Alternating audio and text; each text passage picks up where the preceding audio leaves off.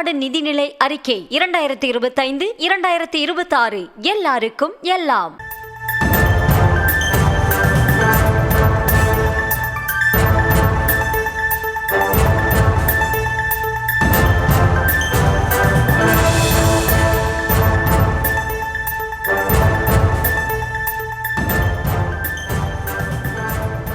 அண்மை செய்தியை பார்த்து வருகிறோம்.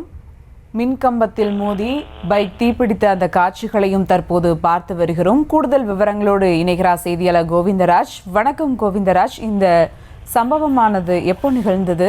இது குறித்த முழு விவரங்கள். வணக்கம். கோவை மாவட்டம் சூலூர் அருகே மின் கம்பத்தில் இருசக்கர வாகனம் மோதிய விபத்தில் 2 பேர் பரிதாபமாக உடல் எரிந்து உயிருக்கு ஆபத்தான நிலையில் மீட்கப்பட்டுள்ளனர். சூலூர் அருகே உள்ள அப்பநாயக்கம்பட்டி பகுதியில் ஹார்லிக்ஸ் தயாரிக்கும் கம்பெனி உள்ளது.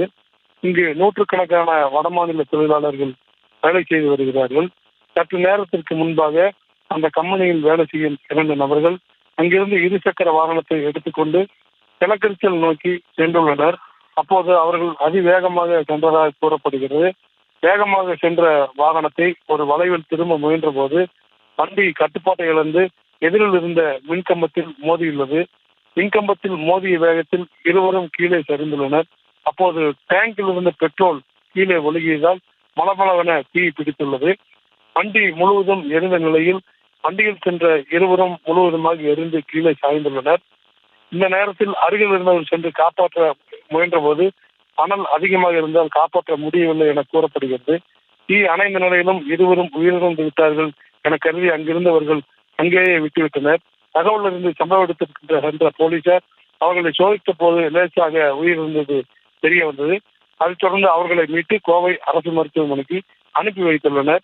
இருசக்கர வாகன தீப்பிடித்த விபத்தில் 2 பேர் தீப்பிடித்து உயிருக்கு ஆபத்தான நிலையில் சிகிச்சை பெற்று வருவது அப்பகுதியில் பெரும் பரபரப்பை ஏற்படுத்தி உள்ளது.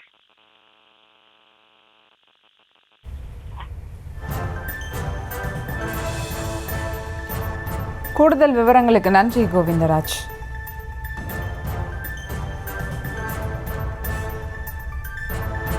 தமிழ்நாடு நிதிநிலை அறிக்கை 2025-2026 எல்லாருக்கும் எல்லாம்.